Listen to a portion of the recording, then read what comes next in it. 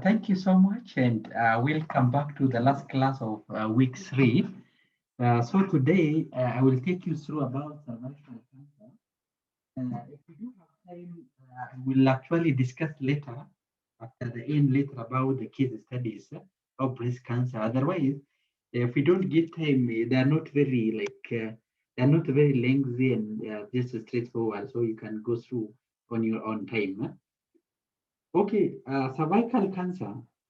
This is actually one of the most common type of cancer globally as well as locally. The term itself, cervical cancer, is just a cancer of the cervix, as you can see even from the diagram. So you can actually even see how the normal cervix look like and how there is actually a cancer cervix look like. And it is actually very simple even to do examination. So they normally do physical examination and look at it initially with a certain light. Whether there is any problem in the cervix or not. That was just preliminary physical examination. Then nowadays, the most common test for screening is usually a pap. So they usually take a scrap and see whether there is any problem in the cervical lines or not. Those are the major things what they are doing currently for screening. So the sooner the better. So that is why this time around most of the oncology facilities are advertising for free screening to enhance public awareness. So this cervical cancer is a growth of abnormal cell, which is usually in the lining of the cervix. And histologically, those are the most common type of cervical cancer: squamous cell carcinoma and adenocarcinoma, which is the most common type. But then the most common type of cervical cancer is squamous cell carcinoma of the cervix, which accounts like for majority of the cases, 70 to 80%. But the adenocarcinoma, which is the less common one, is usually accounted like 10 to 15%, and it originates from the glandular cells of the cervix. So those are the histological classification. When you look at the epidemiology, it is the second most common diagnosed cancer and the third leading cause of cancer deaths among female population in developing countries. And if you see, more than 85% of the global burdens are usually in developing countries. And even in Kenya too, it is the second leading type of cancer in female population, as you can see from the Global report of 2018. Okay, so that is why we are just normally discussing about cervical cancer. Then, what are the etiologies of cervical cancer? So, when you look at the risk factors, as like other type of cancer, like the exact etiology is not really known, but the most common risk factor that can actually causes that causes cervical cancer is usually human papillomavirus infection. So remember, it is usually detected in 99% of cervical tumor, mainly the oncogenic serotype, serotype 16 and 18. Those are the most oncogenic type of human papillomavirus. That means they do have ability to undergo the cervix to transform the cervix to malignant transformation. So that is why this time around, there is actually a vaccine that can prevent this human papillomavirus infection. Then this infection alone is not really a major cause, and it is usually in combination with other factors or immunosuppressive condition that can actually increase risk of cervical cancer. So smoking and passive smoking, like the chemical in tobacco, can damage the cervix. Then this ultimately leads to the cancer more likely to develop in women with HPV infection. So that is why, in collaboration with other factors such as smoking, passive smoking, it can actually even promote the HPV to undergo or to to put the cervix to undergo cancerous transformation. Then apart from that, weakened immune system increases like fivefold. Like in case of HIV, there is actually a fivefold increase risk of cervical cancer. By the way, HIV is actually the most common comorbidity in majority of cervical cancer patients. So that means there is a correlation between weak immune system and the possibility of having HPV-induced cervical cancer. But of course, even when you look at it, the human papillomavirus, the most common route of transmission is actually sexual route. That is why most likely those infected individuals might have high risk of getting this infection. So, however, I think the immune system is actually very important to get rid of the human papillomavirus.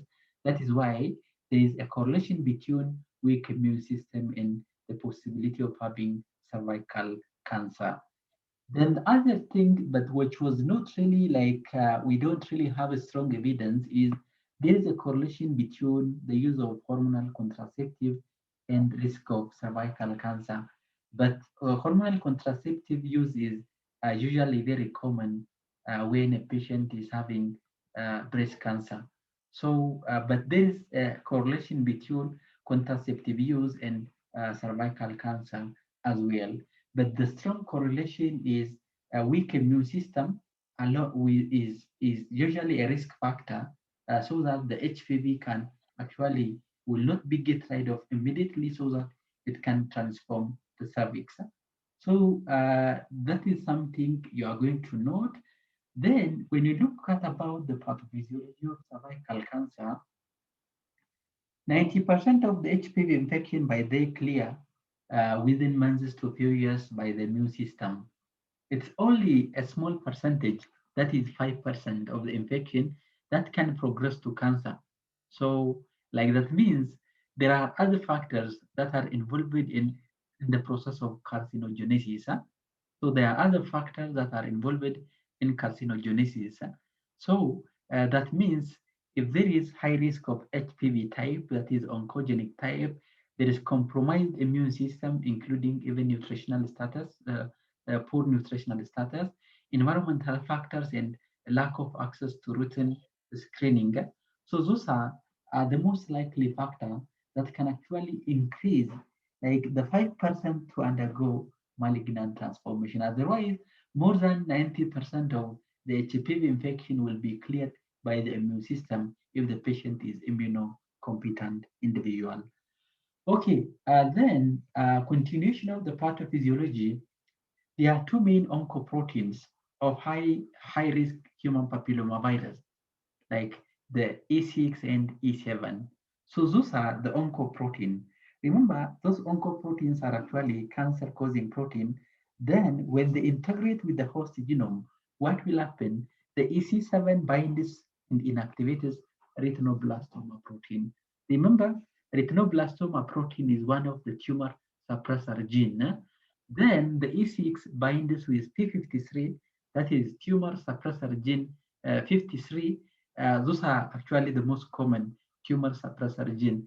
Then it directs its degradation. So that is why the high risk human papillomavirus, because of the presence of this A6 and EC7 oncoprotein, they are high risk of actually inhibiting the tumor suppressor gene and promote malignant transformation in the cervical epithelium. So what will happen when it undergo degradation and inactivation now? There is loss of activity of the tumor suppressor gene P53 and retinoblastoma. This ultimately leads to apoptosis, causing ancestral cell growth after DNA damage. So this ultimately results in progression to malignancy. So this is how human papillomavirus causes cervical cancer. So that is why currently even the drug, the prophylactic regimen we're having, they are usually targeting the serotype 16 and 18 serotype of human papilloma virus. So this is the pathophysiology how it causes malignancy. But Like for this to undergo malignant transformation, a weak immune system and other environmental factor has a vital role in malignant transformation. Okay, then the other thing we are going to discuss is about staging. Remember, in cancer treatment, staging is very important because the treatment will be depending on the stage of the cancer. So we do have several stages from stage 1 to stage 4. So stage 4 is high grade, stage 1 and 2 is usually early stage. So usually in stage 1, the cancer is mainly confined within the cervix. So it is very likely stage 1 cancer is involving the other part of the genital areas, or the reproductive organ, but it is only affecting the cervix. But there are different types even in stage 1, 1A1, 1A2, 1B1, 1B2, depending on the size of the tumor, like in terms of the depth as well as the width of the tumor. Then if you see, say 1B1 and stage 1B2, they can be seen, this one like 1B1 can only be seen with microscope, but stage 1B2, it is actually can be seen without microscope. That means the size of the tumor is actually bigger. So this early stage is actually very curable, as you can see from the diagram. So this is how the stage 1A1 and 1A2 cervical cancer look like. Okay, so the other thing is actually the stage 1, 1B1 and 1B2. You can actually even see how the tumor, how the tumor look like when it goes from one stage A1 to 1B2. You can actually even see the tumor is actually more of advanced in terms of size. Okay, so like especially with this type of cancer, it is very straightforward to see with simple microscopy. Like stage 1, 2, we can actually even listen without microscope. During examination, even they can actually even see the tumor. Then stage 2 is usually the cancer has spread beyond the uterus, but not to the pelvic organs. Huh? So we do have stage 1A1, 1A2, and 2B. So those things are not really very important, but if you are interested, you can actually even see that that is the area of the mainly the medical oncologist. Huh? So they are the one who is actually staging based on different imaging. But what are the pharmacies? What we are supposed to know is what does stage 1 means, what does stage 2 means, what does stage 3 means, and what does stage 4 means, and how do we treat cervical cancer. So those are very important principles you are supposed to know. Then you can actually even see 1A1. The tumor can be seen without microscope, but it is not more than 4 centimeter. This one can be seen without microscope, but it is more than 4 centimeter. So stage 2B, the cancer has spread beyond the cervix and to the tissue around the uterus, but not to the pelvic organ. So it has not yet reached to the pelvic organ, as you can see from the diagram. So as you go from stage 1A1 to stage 2B, the cancer size is actually a bit more advanced and they can be visible without microscopy. Okay, so this is how the tumor look like when it is in stage 2B. Then the other thing we are going to see is stage 3 cancer. So this is stage 3 cancer. It has actually spread to the lower side of the vagina and also into the pelvic wall, and ultimately even it causes kidney problem. So there's a high probability, like when the tumor is actually advanced, there is high probability it can actually even suppress or block the ureter. So by blocking the ureter or the urethra, there is a possibility the patient will complaining hydronephrosis or urine accumulation. So remember, when there is hydronephrosis, it can actually even cause acute kidney injury when the urine is accumulated. Then it will actually go back and causes kidney damage. So it is actually very common to see hydronephrosis in cervical cancer patients because of the anatomy of the disease. Yeah? So the disease is actually in the cervix. When it grows, it can actually suppress the ureter and ultimately affect the urine flow. Okay, So this one, stage 1, 3A, the lower side of the vagina, but not the pelvic. Then stage 2B, there is a tumor large enough to block the ureter. So this is a stage where most likely we're expecting some problem of hydronephrosis or urine accumulation. So as you can see, this is a diagrammatic representation of stage 3A and stage 3B. As you can see, stage 3B normally even can block the ureter. So as you can see from the diagram. Okay, now the last stage we are going to discuss is about stage 4. So this is stage 4 is 4B. We do have stage 4A and 4B. We do have stage 4A and 4B. Stage 4A, the cancer usually spreads to the nearby organs, usually the bladder and rectum. So if the bladder and the rectum is actually involved, we can actually call it stage 4A. Then stage 4B is where the cancer has spread to the distant organs, mainly to the liver, lung, bone, and distal lymph nodes. So this one is, we call them even metastatic stage of cervical cancer because it's already involving distant organs. So I think by now you do have some idea what is stage 1, what is stage 2, what is stage 3, and what is stage 4A and B. So this one is moving to distant organ, and this one is usually affecting the bladder and rectum. Okay, so this is how the staging of cervical cancer look like. The next point we are going to discuss is. Excuse me, sir. Yes, please. I have a question. Yes, please. When you are talking about the risk factors, you've said that it's majorly HPV and smoking or passive smoking, and yeah, those ones, and like the risk for oral contraceptives and like weak immune. So is it safe to say that females who females who have not been exposed to HPV, are not on oral contraceptives, and are healthy and have not smoked, have very little chance of getting the cervical cancer? Yeah, it is true, by the way. It's true. That is why there is a background noise. Maybe one of you put off your okay, fine. So it is actually very high. If someone is actually low risk of exposure for HPV and have no any weak immune system, the chances of having cervical cancer is actually very minimal. So remember, even as I said before, the HPV virus, the oncogenic type, they're actually notorious to cause malignant transformation when the patient is having other environmental factor, yes, such as the smoking, and also even the other one, what I mentioned before, is the weak immune system. So that is true. But despite that, I think you can actually even consider to do this kind of a study in the future.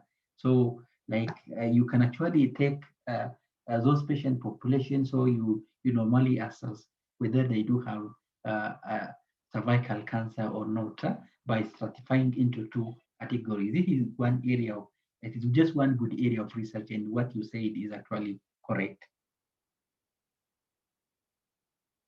So, okay, any other question?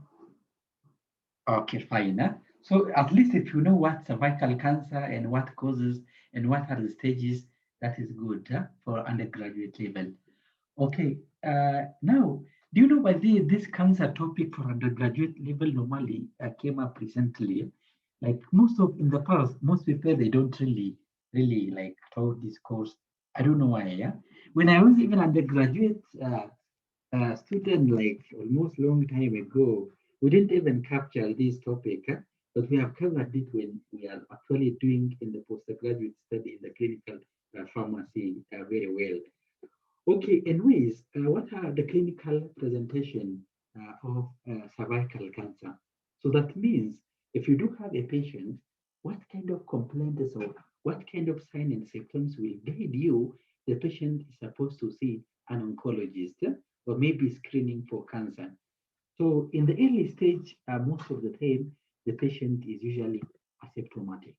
So you don't see any clinical symptoms when the patient is actually having in the early stage.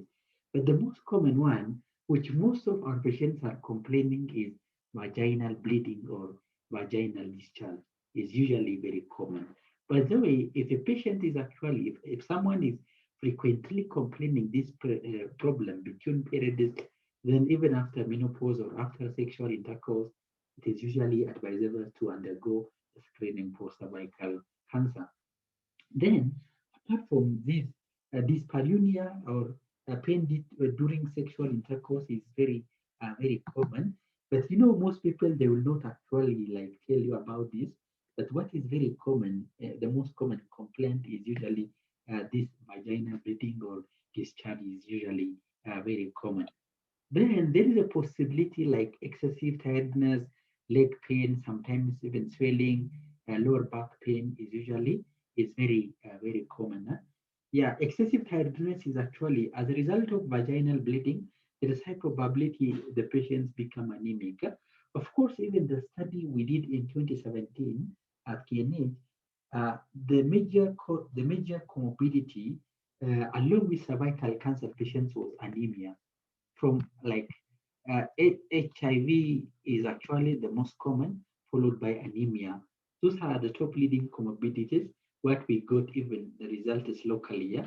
So the anemia is just as a result of the bleeding, but the HIV is actually is causing a immune system weak, then the increased risk of cervical cancer. Okay, so those are the most common clinical presentation. Otherwise, the presentations are not really like symptomatic. So that is why screening is usually recommended nowadays. So the problem is like this procedure is actually is discomfortable. Like those people who did pass the smear test, like have you seen even the way they scrap with some kind of very sharp object in the cervix in the lithotomy position? But anyways, the screening is actually is by far more important than actually not screened and ultimately develop advanced disease. So PAP is the initial test, then but the more effective test, which was recommended by different oncology guidelines, are usually HPV test. So HPV test is actually the most common, which is usually recommended. So if the PAP smear is actually abnormal, now they normally do another digital examination. I'll talk about shortly. But I don't know how frequent they normally do HPV test.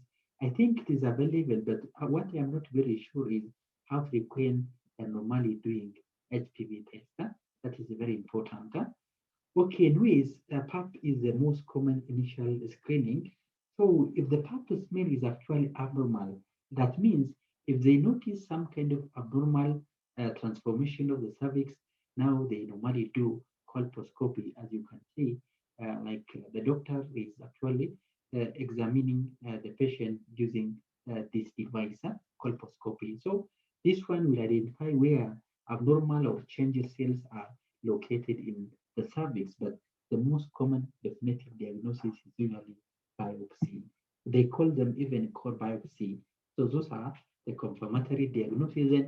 And after this pathology result, the pathologist will report what type of cervical cancer the patient was having. This squamous cell carcinoma or adenocarcinoma of the cervix. So that is how they are going to come up a conclusion. Then the other preliminarities is the blood test. You can actually assess whether the patient is anemic or not. You do chest X-ray to check if there is lung involvement. Then abdominal CT scan to see if there is any involvement of the abdominal organ. Those are some of the tests that can be considered with the diagnosis of cervical cancer. Don't forget, definitive diagnosis is usually made based on biopsy. Okay, fine. Then, having said this much about uh, the diagnostic, now let me talk briefly about the prognosis of this disease. So, prognosis depending on the disease stage. By the way, stage 1, 90% and above. Stage 2, 60 to 80%. The stage 4 is usually less than 30%. The disease is already advanced, so even the treatment modality is just palliative. Palliative care is actually the only treatment modality we are going to consider for these patients. So what we are having, the treatment is depending on the stage of cancer. But in any solid malignancies, most of the time for early stages, surgical resection is usually the front line in the management. Okay, now it is time to talk about the management of this condition. Depending on the stage and the primary, depending on the stage, the primary treatment contains surgery, radiotherapy, or a combination of radio and chemotherapy. So, like the treatment cannot go beyond disease. In the early stage, they normally do either surgery, mostly surgery, then radiotherapy, or in the locally advanced setting, they normally use a combination of radiotherapy and chemotherapy. But in advanced stage, they normally use palliative therapy, either chemotherapy or any other symptomatic treatment management. Okay, now how do we, what is radiotherapy, by the way? I think I alluded when we are discussing about the introductory session of cancer treatment principles. Radiotherapy, they normally generate not radioactive material, free radicals, then ultimately they do have anti-cancer activity. It is so the free radicals that causes destruction to the cancer cell. So now we do have external radiotherapy and brachytherapy. So the external radiotherapy, they usually use X-ray machine, so directed to the cervix, and it is usually given for 4 to 6 weeks. So most of the time, they usually give like 25 sessions. So the patient is supposed to come every day for 25 days. Usually the treatment is on the daily basis. So usually 25 sessions are usually the doses. So we do have what do you call it? Radiation. Interventional radiologists, I think they do have a name. They are the one who is actually, they are actually the one who is assessing the patient, whether the patient is eligible to take radiotherapy or not. So by the way, as I mentioned before, in cancer treatment, there is involvement of multidisciplinary team. They call it like MDT. Yeah? So nowadays, what they usually do, they discuss the patient with different teams. There is a team from oncology, medical oncology. There is a team for radiology. There is a team from surgery. Then they agree together. Then they decide normally what kind of treatment modalities they are going to initiate for that patient. So this one is the most common practice, especially at Kenyatta National Hospital. Okay, so this is what external radiotherapy means. Then there is also internal radiotherapy. I've never seen while they are doing at KNH, but I think they do have they usually do it in Nairobi Hospital or Aga Khan, but I've seen the cases from Aga Khan. So this one, they're actually using radioactive materials. So they actually, you can actually even see later what does brachytherapy means, like from this diagram. So there is actually an apparatus they are going to put the radiation source in the form of pellets. So it is placed inside the body on or near to the cancer, and making the radiation is less likely to affect the surrounding organ. So the benefit of this internal radiotherapy is you just place it at the site of the tumor, then after that, there is less probability of affecting the nearby organ. In fact, this one, if it is available in terms of even toxicity, it is actually comparatively lower as compared to the external radiotherapy.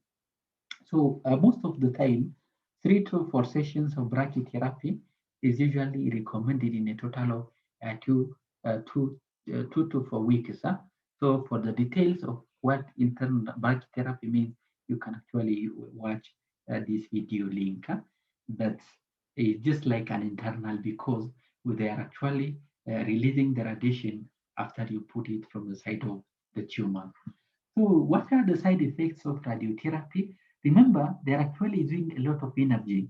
So your body uses a lot of energy dealing with the effect of radiation on healthy tissues then as a result, what will happen now, then becomes actually very tired because the patient cells are already exhausted because they have already spent a lot of energy. So that is why it is very common after radiotherapy. Loss of appetite is very, very common. Then hair loss, but hair loss is normal local in the pelvic areas. Diarrhea, which affects the bowel motion, is usually very common. Then, apart from that, the skin in the treatment area can be dry and itchy. Skin problem is also common. Burning when passing urine, cystitis, is very common. But another thing to note is usually, and most of our patients complaining is usually vaginal stenosis after radiation is usually very, very common. So it is actually very common. So in majority of the patients, they normally complain, I've encountered this and what was the problem. Then apart from that, radiotherapy, specifically the external radiotherapy, it can actually even affect ovaries. There is a possibility of actually menopause because of ovarian problem or ovarian failure. So early menopause is also common after radiotherapy. That is why a consultative meeting discussion should be done with the caregiver, relatives, and the patient to make this session, and you have to give detailed information about the pros and the cons of the treatment modalities are going to use it. So that is almost mandatory nowadays because of the ethical issues. Okay, good. Now, that is all about radiotherapy, but I will talk later. When are we going to use radiotherapy? When are we going to use brachytherapy and etc.? So management, as I said, is based on the stage of the disease. So in stage 1A1 is usually managed conservatively to preserve fertility with, we call them conization. That means they are just removing the site of the lesion. So this one is actually early stage of the disease, even you cannot see actually without a microscope. So that is the most common treatment modality. However, if non-fertility preserving therapy is preferred, now hysterectomy is usually recommended. So still, it has to be done in consultation with the patient and the relatives about this one when you do hysterectomy, because they cannot normally do pregnancy after hysterectomy.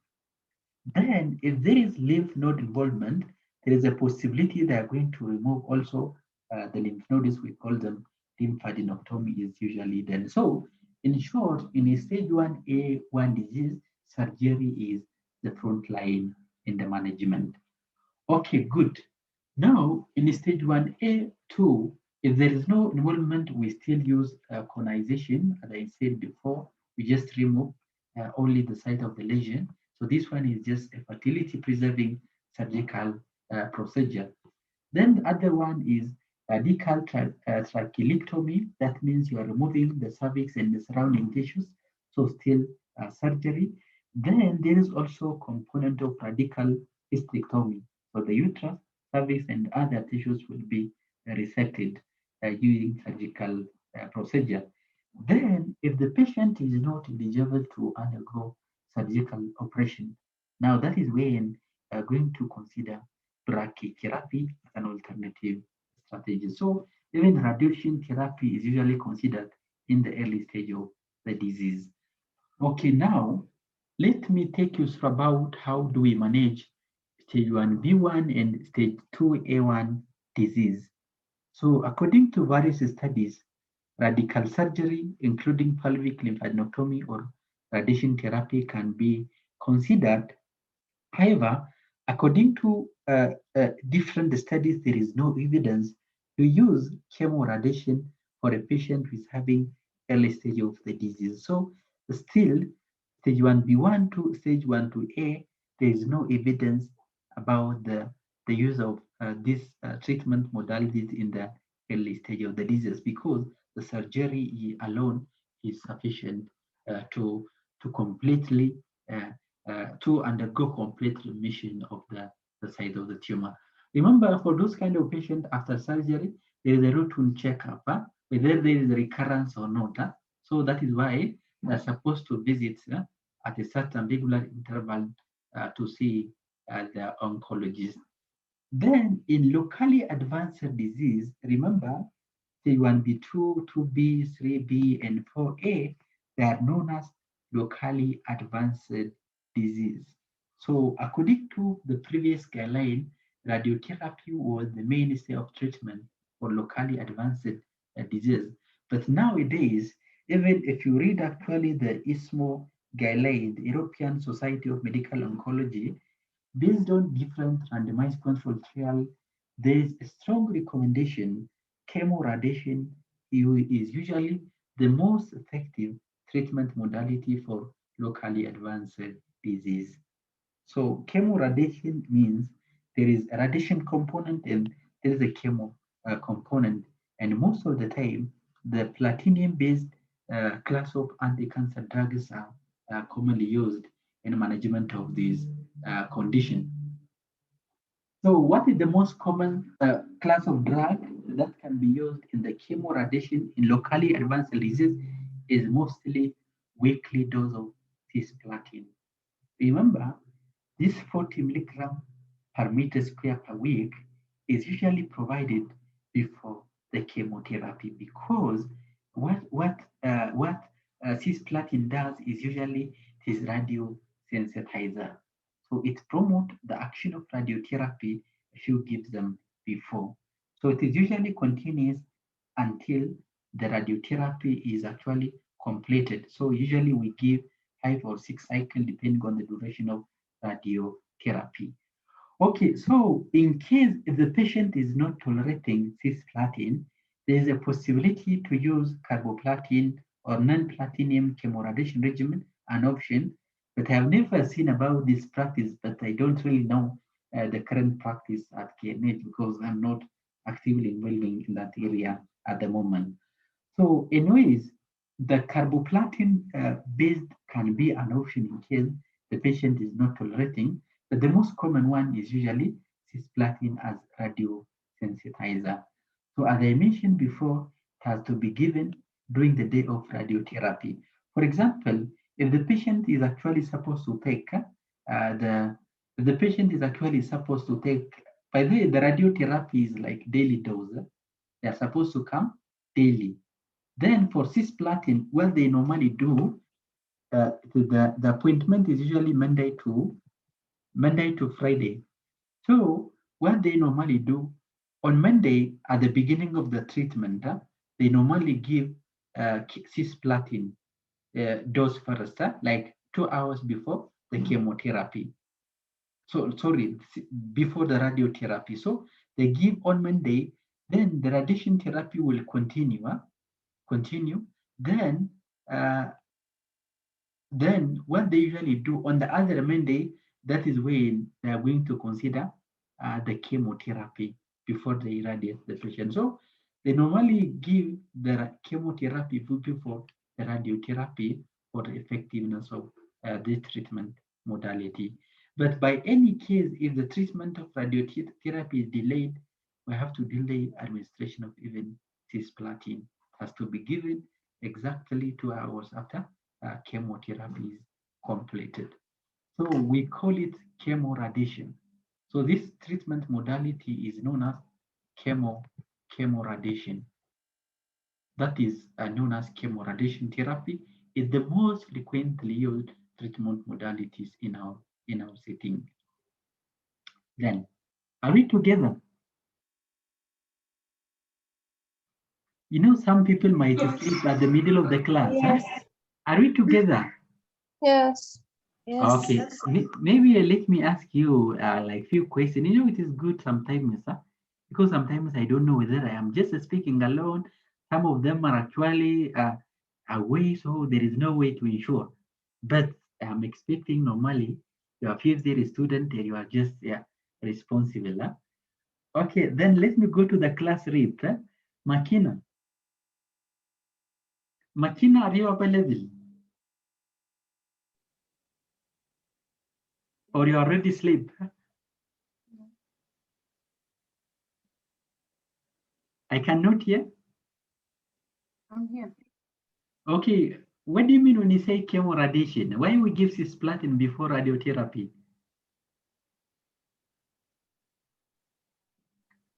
Pardon? Why we give chemoradiation means it is a combination of chemo and radiotherapy. Yeah? But in the context of cervical cancer, we normally give the chemotherapy before radiotherapy. So what is the rationale to give chemotherapy before radiotherapy? Is it because to decrease the number of cells that are proliferating?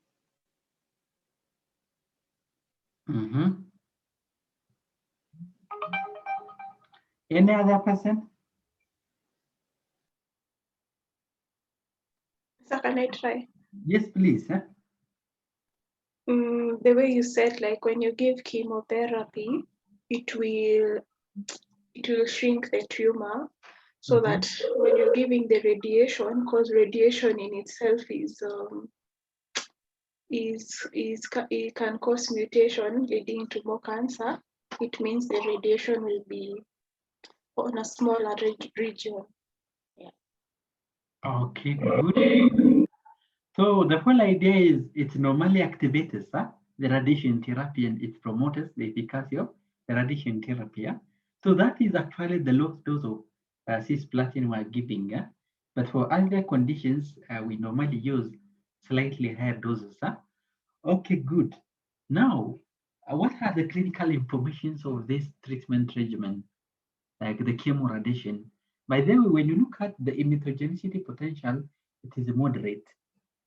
Remember, cisplatin is highly mutagenic, even low dose. That is why this is low dose. That is why the immunogenicity potential is usually moderate. Even despite with that dose, it can cause nausea and vomiting. Okay, good. Then what are we going to do? Now there is a need to administer concurrent antiemetic agents before the chemotherapy or the prophylaxis.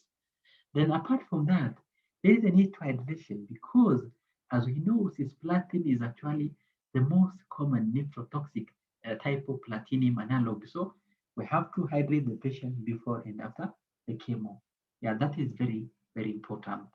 Then cisplatin can cause actually ototoxicity. So it is very common. Majority of the patients are complaining there is actually rigging sensation. We call it tinnitus after taking cisplatin, which is very, very common. So do you know the reason why cisplatin is actually more nephrotoxic? Why cisplatin is more nephrotoxic?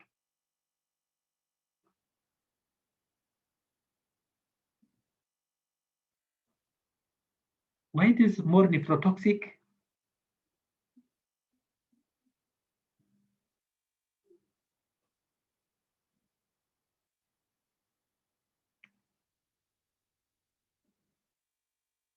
Bosibori, what do you think?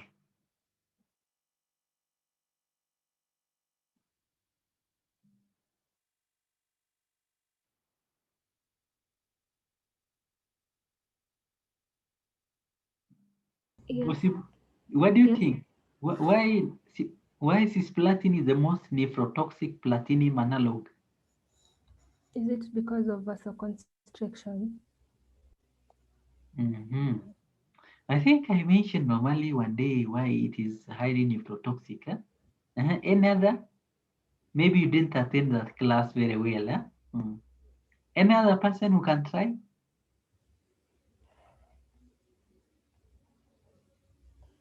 Is it because it's trapped within the renal cortex? Okay, good. Yes, that is good. Riha? I think we said it's because it's a free molecule, so it's lowly bound to the plasma protein, so it's easily taken to the crosses, so it's nephrotoxic. Yeah, thank you so much. That is the main reason. This actually has lower affinity to plasma protein so that it can filter easily. Then it can actually affect the renal at different sides of the renal tubules, mostly characterized by hypomagnesemia or electrolyte wasting is usually very common along with cisplatin administration. So because the other one, we see carboplatin and even oxaliplatin, they're highly bounded to plasma protein, so they are less likely to filter in the glomerulus of the kidney. Yes. Okay, that is the main reason why it is highly nephrotoxic. Then remember, this is the weekly dose of cisplatin when you give along with radiotherapy. Since it is highly emetogenic, we're supposed to give what? We're supposed to give prophylaxis therapy, prophylaxis antiemetic. So palnositron, but I normally took it from somewhere because like in our setting, there is no written protocol about cancer management in majority of the settings. So otherwise, palnositron is a serotonin receptor antagonist, but this one, it is what is available in our setting is ondansetron or granisetron. So that is, we are going to give like 30 minutes before. So ondansetron is common, so we give 8 milligram IV, 8 milligram IV, 30 minutes before chemotherapy. Then, because of delayed nausea and vomiting, usually dexamethasone can be continued from day 1 to day 3 with 8 milligram. So that is why dexamethasone is usually given. So I don't know whether you still remember why dexamethasone is actually given as the pre-medication before chemotherapy in case of this condition. Why dexamethasone is given?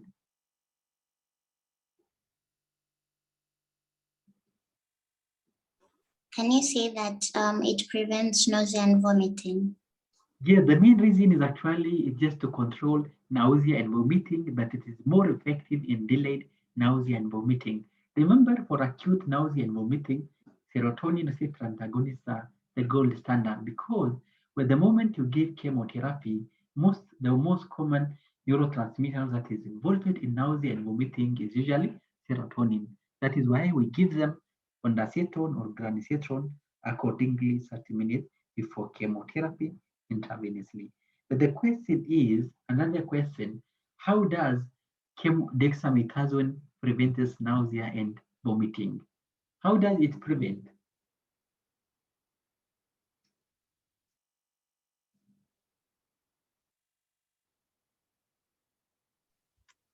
It blocks the serotonin 5-HT3 receptors on the chemotherapeutic zone, chemotherapy trigger zone.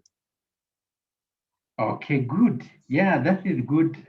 When you look at the mechanism of action of dexamethasone, it is normally inhibit the production of prostaglandin-mediated inflammatory mediators.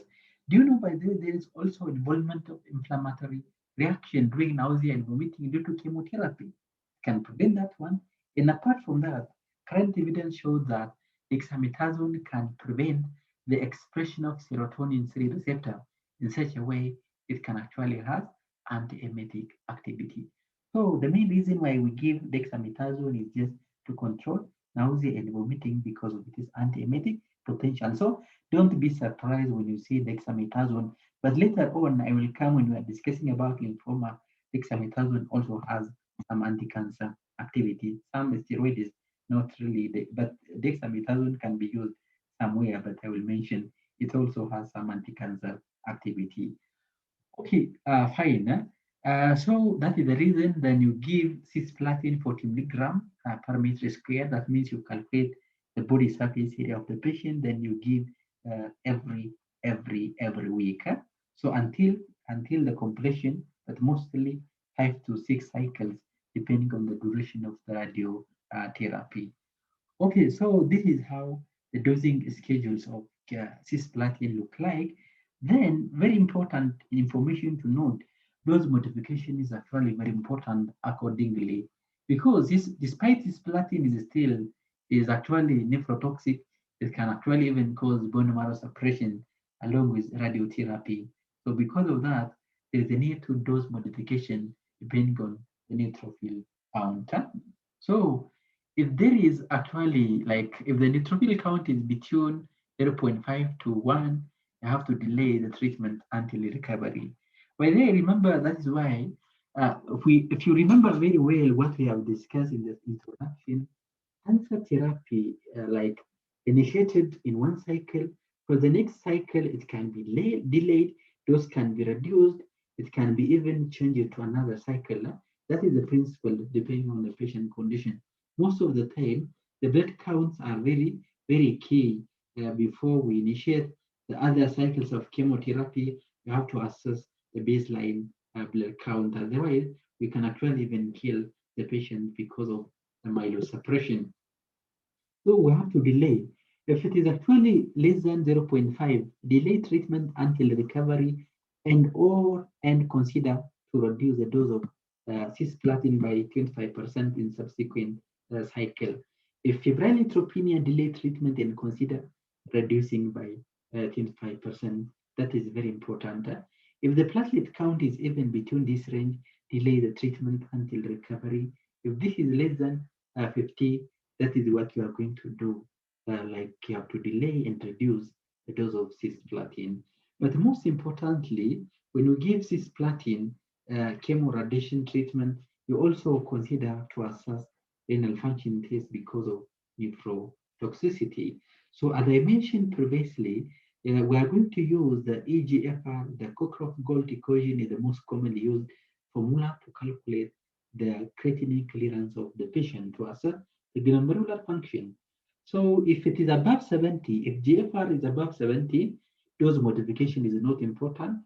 If it is between 50 to 70, we have to reduce by 25%, 30 to 50, reduce by 50%. If it is less than 30%, now that is when we are going to omit cisplatin from the treatment regimen. So this is how we are going to consider. Yeah, so dose adjustment is very important things we need to consider when you give cisplatin. But for hepatic impairment, dose adjustment is usually not important. Okay, good. Then another thing to note is the possibility of drug interaction with nephrotoxic and ototoxic drugs, and also even neurotoxic drugs. But what is very important to note, along with paclitaxel, do you know by the taxane class of drugs causes more myelosuppression if you give cisplatin with paclitaxel in at the same infusion? Specifically, if you give them cisplatin now, paclitaxel can actually cause a severe toxicity. So if you see, or severe myelosuppression. So if you do have cisplatin paclitaxel in the regimen of a patient, give paclitaxel first. So in such a way, you give paclitaxel first, after that you administer cisplatin. So this administration procedure will actually affect, this administration procedure will actually reduce the risk of myelosuppression as a result of paclitaxel. But if you give cisplatin first, now paclitaxel can cause a myelosuppression because cisplatin normally reduces the clearance of even paclitaxel after administration. So the best way is just you give paclitaxel first before you administer cisplatin. That is very key information to note in those regimen when you see it in the future. Okay, that is chemo radiation. Now, if we do have advanced stage of the disease, that means it's already, the disease is actually stage 4B. That means distant organs are involved. So the goal of the chemotherapy here is just palliative.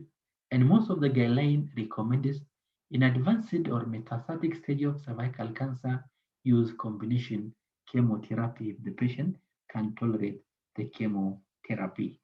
So I will actually take you through about various studies about the management of metastatic stage of cervical cancer.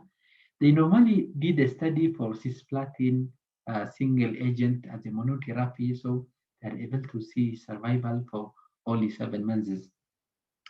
Then they also have then a combination therapy of cisplatin along with other class of medication, so they have not seen any significant difference in overall survival with cisplatin-based combination. However, the trend of response and overall survival is usually suggests that cisplatin paclitaxel is a preferred regimen in metastatic stage of cervical cancer. So if you see from this trial, so when they should see from this trial, like this combination is actually comparatively, the response is actually comparatively better, despite there is no statistically significant difference among the four treatment regimen. So, however, in case of toxicity point of view, carboplatin paclitaxel can be used because of cisplatin-induced nephrotoxicity. So it was confirmed in randomized studies. So in platinum-naive patients, paclitaxel cisplatin is still preferred treatment regimen. So because of this, or because of those evidence-based trial, what is the protocol in managing advanced stage of cervical cancer in our setting? So this is the most common protocol. So if a patient is having advanced stage, and if the patient can tolerate chemo regimen, so paclitaxel carboplatin is the most commonly used regimen in our setting. So remember, paclitaxel is usually given in the form of infusion for 3 hours, and carboplatin area under the curve of 5 or 6. Did I mention about Calvert formula? Did I mention about Calvert formula about calculating the dose of carboplatin? Almost all anti-cancer drugs are dosed based on body surface area, but for carboplatin, there is actually a specific formula we are going to follow. Calvert formula. So milligram of cisplatin, dose of cisplatin dose in milligram is equals to area under the curve multiplied by GFR plus 25. So this is how we are going to calculate.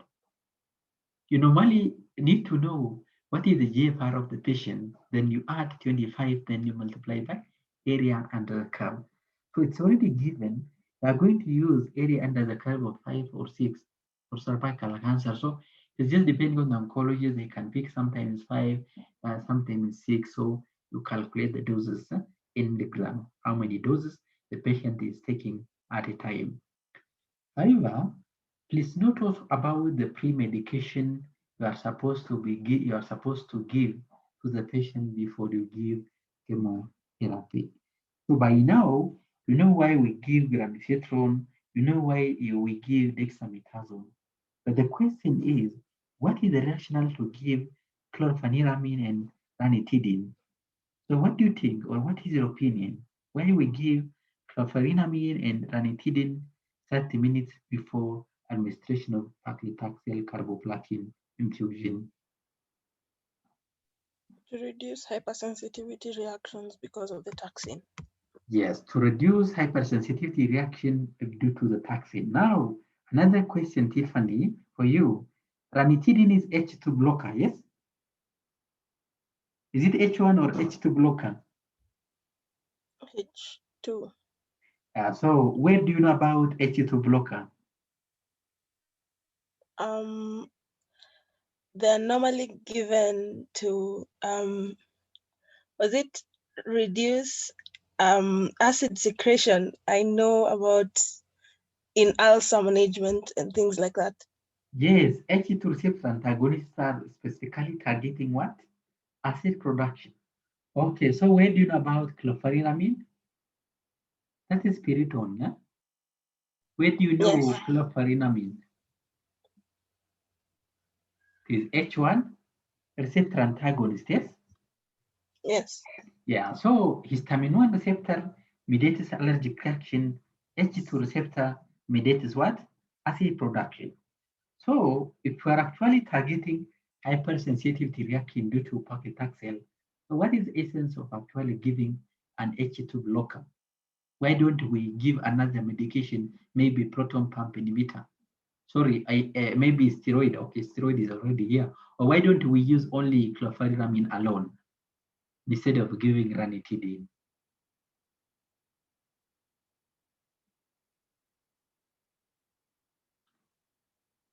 Any opinion? By the way, these kind of questions, like at the pharmacists, we are supposed to answer. Because if the doctors are asking me, so the ranitidine I know from my pharmacology class, supposed to be useful in acid prophylaxis. So if we are actually using for acid prophylaxis, we better use the most effective drugs like the PPI instead of ranitidine. Ranitidine is actually mainly effective at nighttime to reduce nighttime induced release of acetylhistamine. So what is the essence of giving this combination H1 and H2 antagonists together? That was the So main. can I try? I'm not sure though. Please, huh? I think if you give chlorpheniramine alone, then you will have an increased concentration of histamine binding to the receptors in the stomach, resulting in increased acid secretion, which can give the patient ulcers and hyperacidity. So if you give both of them, then the effect of histamine on allergies and on the acid secretion is dealt with. So that means, are you saying normally H2 antagonists have some role to prevent allergic reaction, or why we don't use proton pump inhibitor instead? But of course, we don't have omeprazole IV, but I'm not sure. I don't think H2 blockers have a role in allergy management because allergies are only mediated by H1 receptors. I think they're just there to reduce effect of the histamine on the H2 receptors in the stomach. Okay, good attempt, Tiffany. Any other person who is willing to try? Any other person?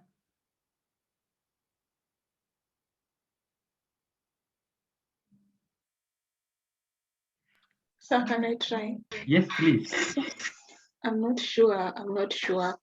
I think that while they like ranitidine counters the side effects of chlorpheniramine, just like that. I'm not sure how or why. I just know that the side effects. I've just seen that the side effects produced by chlorpheniramine can be countered by ranitidine. Ranitidine, huh? Yeah. Okay, that is good. But what is the source of information? Then I will get back to you shortly. Then Amina raised her hand.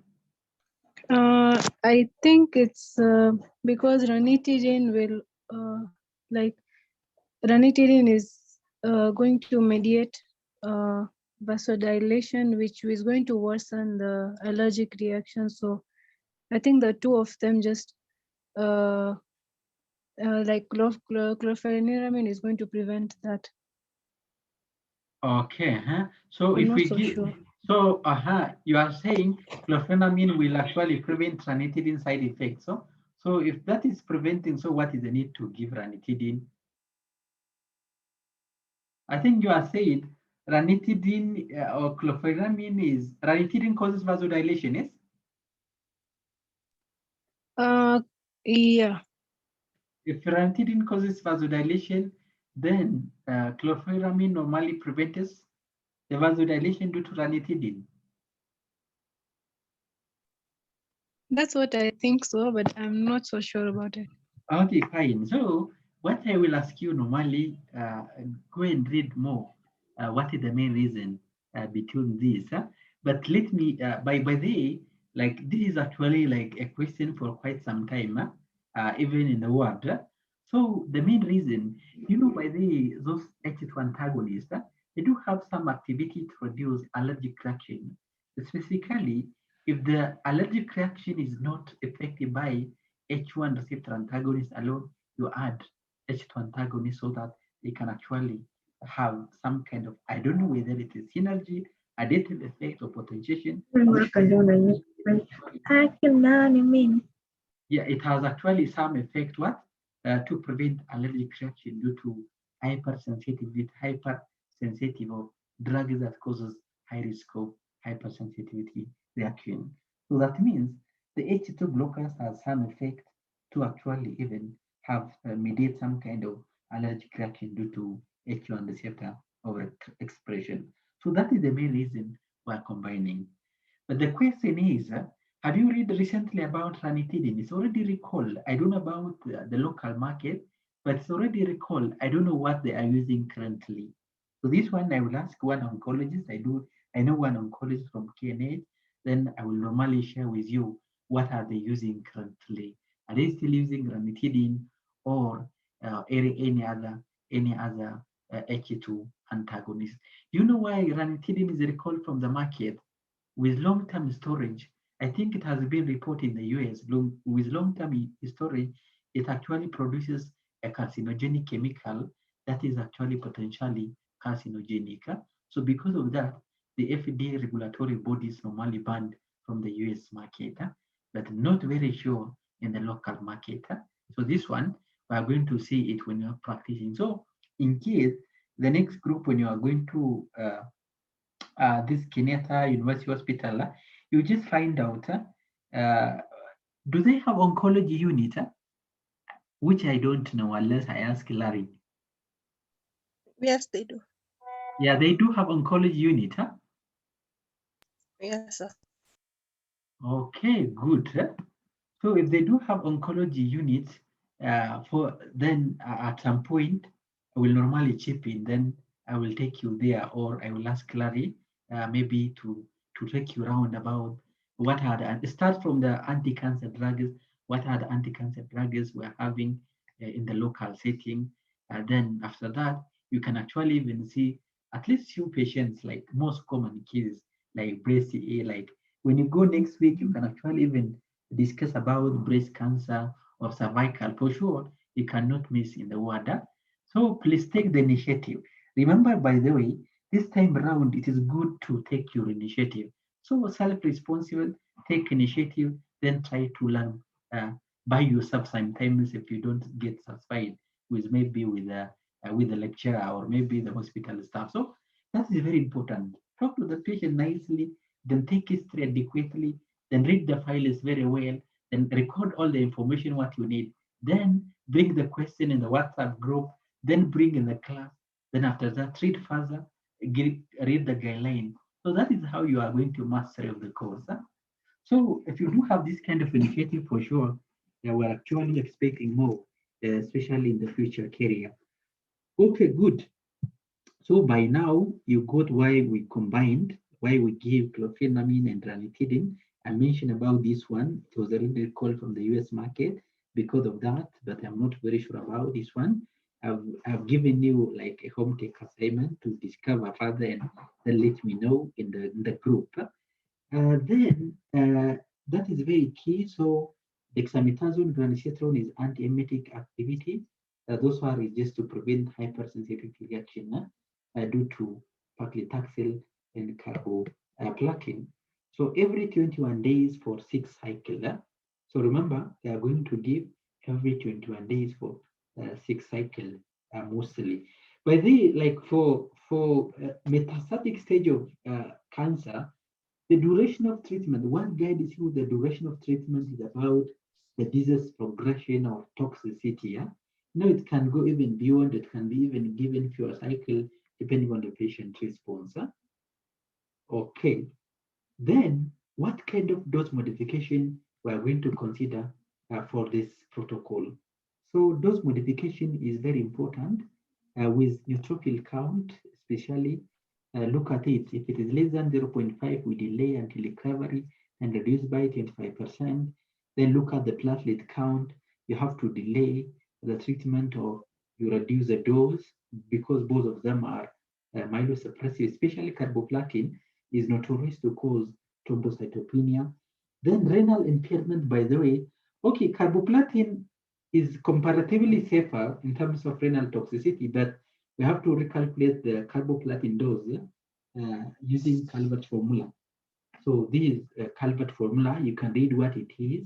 So familiarize yourself. Then what is very important is in case if there is hepatic problem, you have to reduce paclitaxel by 25%, moderate by 50%, and you have to omit in severe cases of hepatic problem in case if the patient is having this issue. So you have to note this one. Then the other have already said administration is very important. So you have to give taxane first before any platinum-based analogs to reduce the myelosuppression effect of paclitaxel. So I think the other informations are self-explanatory. Then you can actually even read the interaction, what kind of management we are going to follow. It's just self-explanatory. Then, as I mentioned before, in the metastatic stage, there is a possibility we are going to consider even a combination therapy or monotherapy. Yeah? So those are some of, I think I took it from NCCN guideline, but I'm not very sure about this one. But there is an option, by the way, we are going to use cisplatin, paclitaxel, and bevacizumab. So bevacizumab is a monoclonal antibodies that is actually available locally, and it can be considered in the management of metastatic stage of cervical cancer. So those are some of the protocol. Maybe you can actually look at it carefully. Yeah, then to read like some of the information. So those are the first line combination therapy.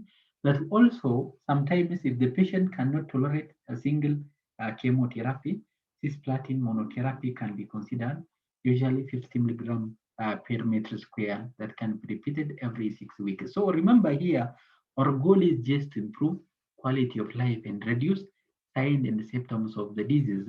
So that is the main goals of treatment or chemotherapy in metastatic stage of the disease. So now, at the summary, by the way, at the summary, I will not talk along for this one. At the summary, if the disease is early stage, surgery is the front line. If the disease is locally advanced stage, you give chemo radiation. Chemo radiation.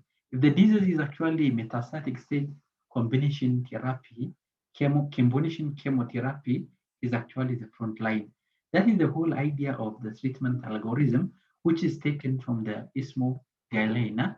So if you are interested, you can read furthermore what is ISMO guideline in managing what? Cervical cancer. Then, lastly, we are going to discuss how do we prevent cervical cancer apart from early screening. Apart from early screening, evidence suggests that HPV vaccine can prevent HPV-induced cervical cancer. So, by the way, we do have the Gardasil vaccine locally. You go to any health center in Kenya, maybe within Nairobi, you will get Gardasil cervical cancer vaccine. So this Gardasil is a quadrivalent vaccine that can actually protect you against serotype 6, 11, 16, and 18 serotype of HPV infection, and it is usually approved between 9 to 26 years of age to prevent cervical cancer. By doing the sooner the better. Remember, the most effective age group that requires this kind of prophylaxis is usually between age 10, 11, and 12. I think in Kenya, they normally vaccinate it up to 16. I'm not very sure, but the guideline recommends you can actually recommend it is recommended to give between age 16 and 26. But locally, I think it is up to the age of 16, they usually consider this prophylaxis. So you'll see like school age children is usually getting the vaccine when you go to the health center. When I was just doing that final internship, I have seen Gardasil even myself. So what doses? Usually 3 doses. 0 months, that is the first dose, then 1 to 2 months and 6 months. So we are going to take mostly 0.5 ml. But then most of the vaccines, the doses are usually 0.5 ml. But I don't know why. I don't know why. Yeah? So this one, maybe just like read further why 0.5 ml for every adult. Would it like the most? I don't know. This one I cannot explain. But anyways, the whole idea of cervical cancer vaccine is the vaccine will be more effective if you initiate the treatment before they start sexual exposure or before they exposed to the virus. If they have already exposed to the virus, usually the efficacy of prevention is very, very minimal. Then apart from that, the immune response of the younger girls between the age of 9, 10, 11, 12, they are highly immunoresponsive to the vaccine as compared to like girls around the age of 20s.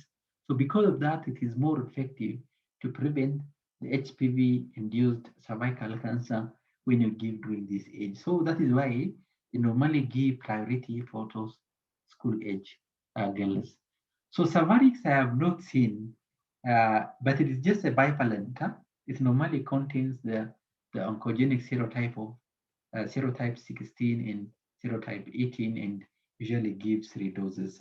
So this is the age recommendation. So anyways, those are the prevention strategies. It is one of the vaccine preventable diseases that is usually recommended in majority of the oncology guideline. Then what are the complications of cervical cancer? So the complication can be as a side effect of the treatment or as a result of the advanced nature of the disease. So there is a possibility early menopause because of the radiotherapy, cyanosis of the vagina, lymphoedema, and kidney failure. Remember, when the tumor grows, it can actually even causes the ureter and blocking the urine outflow from the kidney, ultimately causes kidney problem. Then cervical cancer normally even increase the risk of deep vein thrombosis. Remember, almost all cancer conditions are thrombogenic in nature. So because of that, blood clot or DVT is very common. We have encountered several patients with cervical cancer and developed DVT at some point. Then there's a possibility of bleeding. So when there is involvement of the vagina, ball, bladder, it can actually cause significant damage and causes bleeding. That is why bleeding, prolonged bleeding in between is usually very common sign and symptoms of cervical cancer. Then maybe it's a very simple case study. It was taken in the year 2017 when I was just a student. NW is a 40 years old female resident in Muranga County admitted to KNH on this data. A chief complaint is abdominal distension and pervaginal. You know, PV means pervaginal discharge for 6 months. Past medical history, no history of surgery, chronic illness, and history of transfusion. Family social history, married, farmer, no history of smoking and drinking alcohol. So those are the history of the patient. So according to the histology report, biopsy, the core biopsy shows there is cervical cancer, stage 3A. Okay, then the histology report shows a well-differentiated squamous cell carcinoma. And the lab parameter, renal function test, urea and creatinine normal, liver function test, except alkaline phosphatase, which was slightly elevated, albumin slightly low. I think other parameters are essentially normal, except the hemoglobin level is actually a very just low hemoglobin level. So based on these case studies, what will be the treatment modalities you are going to consider for this patient? What kind of treatment modalities do you consider? Carboplatin. Is it carboplatin or what have you seen the stage of the disease? Stage 3A. Is it early stage, locally advanced or advanced stage? Locally advanced. So in locally advanced, yes. Yes. So in locally advanced stage of cervical cancer, what treatment modalities are we going to use? Chemoradiation. Chemoradiation. So this was the plan for the oncologist.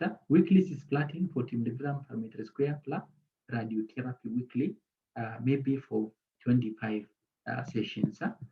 So that is all what I have about cervical cancer in brief. So now, in the next few minutes, if you do have any question, you are welcome. Any question